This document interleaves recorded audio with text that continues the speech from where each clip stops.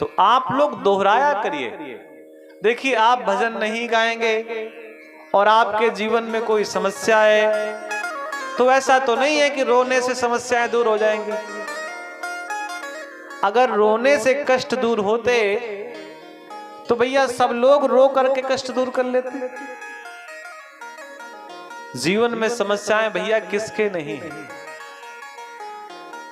कोई तन दुखी, कोई मन दुखी, कोई धन बिन रहा उदास, और थोड़े थोड़े सब दुखी, सुखी हमारे अनुराग दास। थोड़े थोड़े भैया सब दुखी। कई लोग ऐसे हैं, कोई शक्कर नहीं खा रहा है, किसी को डॉक्टर ने कह दिया ये मत खाना। दुख भैया सबके पास है, और दुख अगर आप में से कोई भी बताना शुरू कर देगा तो सुबह से लेकर शाम हो जाएगी, दुख बताने वाले का मुख दर्द नहीं होगा। इतने दुख लोगों के पास है। भजन गाने से, कीर्तन करने से, ईश्वर का स्मरण करने से, कथा श्रवण करने से एक बल ऐसा प्राप्त होता है कि विपरीत परिस्थिति में भी आप खड़े रह सकते हैं। वो बल मिलता है आपको कथा से।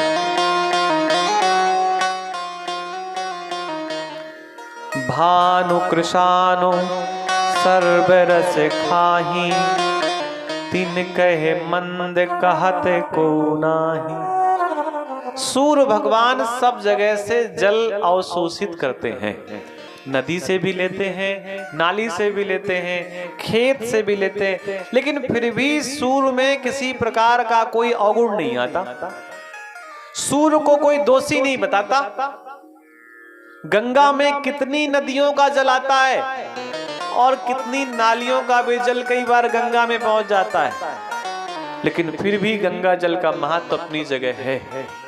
वो कमजोर नहीं हुआ। बनारस के आगे जब थोड़ा सा आप आगे पहुंचेंगे तो एक जगह आपको मिलेगी जहां से नदी बहती है, जिसे बोलते हैं कर्मनाशा। आपने नाम सुना होगा, नहीं सुना है तो शाम को मोबाइल में डाल करके देख लीजिएगा।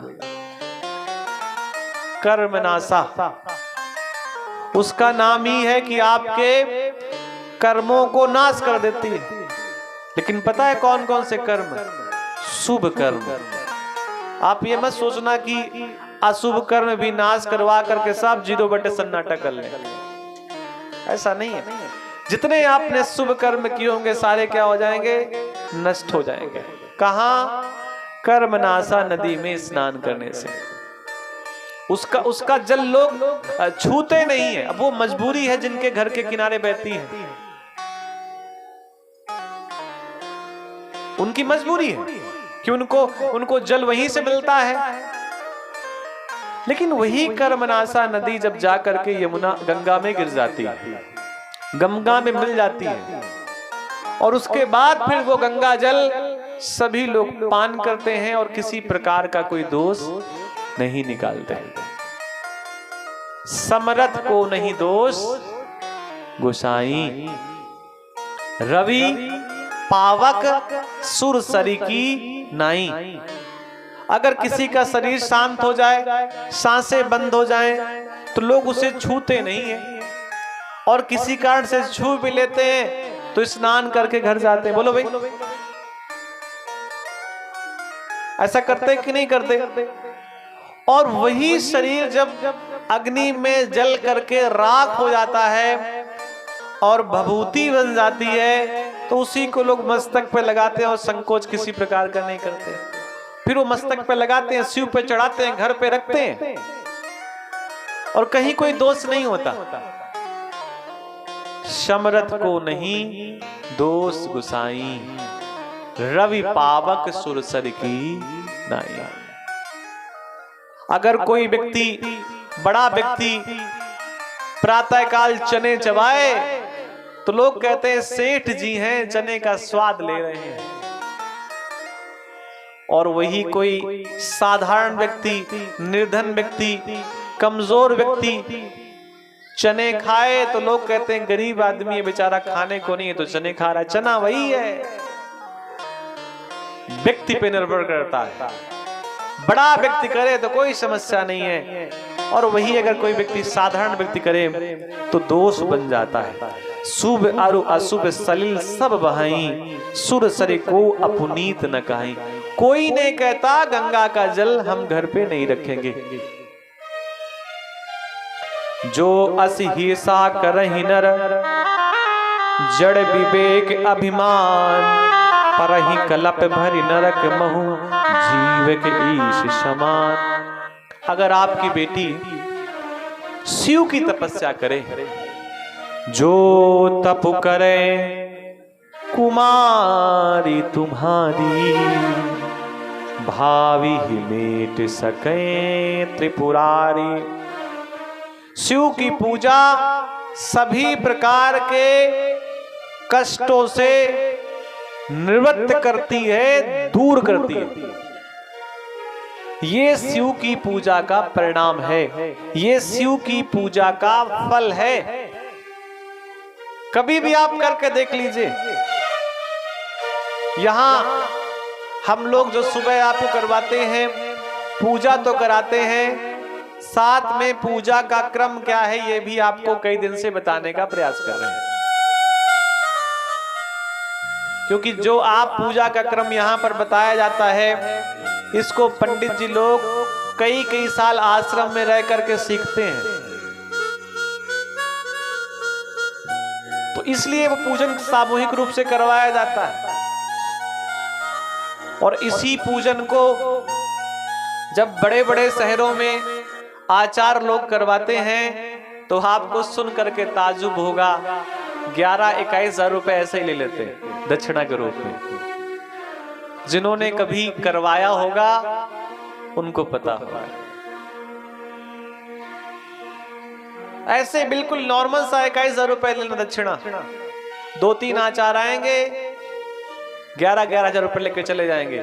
लेकिन होता क्या है, कई बार जब कोई चीज सामूहिक होती है, सार्वजनिक होती है और आसानी से मिल जाती है, तो आसानी से किसी को मिली हुई वस्तु की वैल्यू नहीं होती।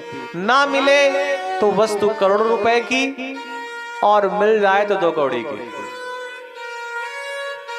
और शिव का पूजन केवल कल होना है, बस। परसों कोई दूसरा पूजन होगा, वो कल याद दिला देंगे आपको। ना बताएं तो आप हमें याद दिला दीजिएगा। केवल कल ही शिवलिंग का निर्माण और शिव का पूजन होना है। माताएं बहुत सारी आती हैं और अब उनकी मजबूरी है कि वो जो उनके स्वामी होते होंगे हैं, वो मना कर देते होंगे, आप ही जाओ, हम निकलेंगे थाली लेकर के तो लोग कहेंगे बिहारी हो का, पत्नी आगे आगे चल रही है, आप पीछे टोकरी लेके चल रहे हैं।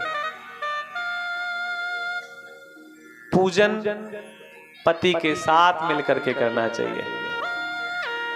और जब उनके पास कोई बहुत बड़ा व्यापार है, कोई विशेष समय का भाव है, तो कोई बात नहीं।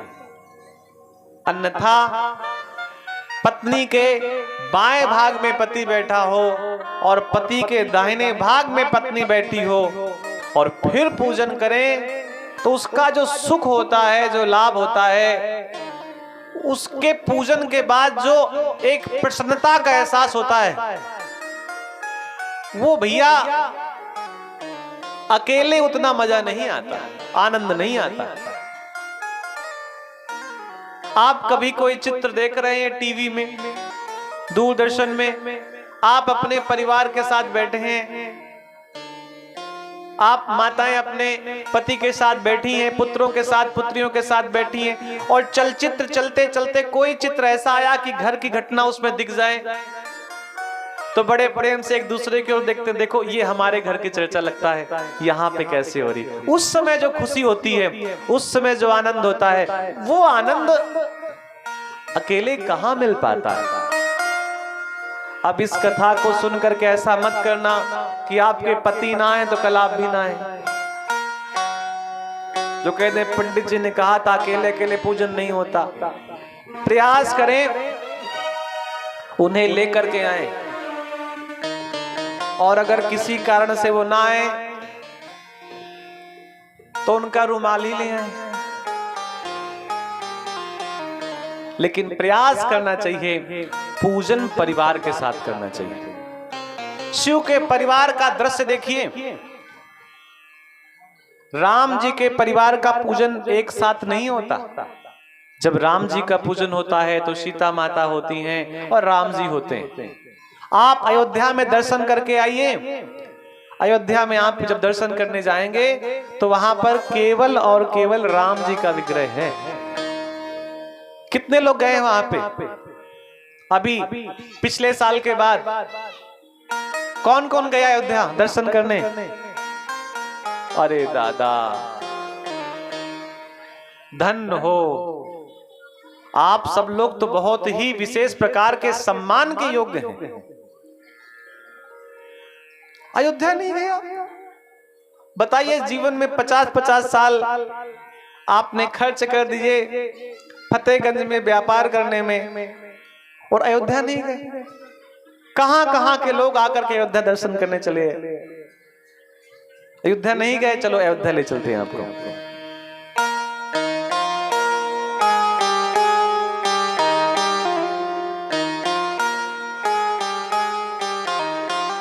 बोलिए वृंदावन बिहारी लाल की। राम आएंगे तो आंगना सजाऊंगी, बोलो।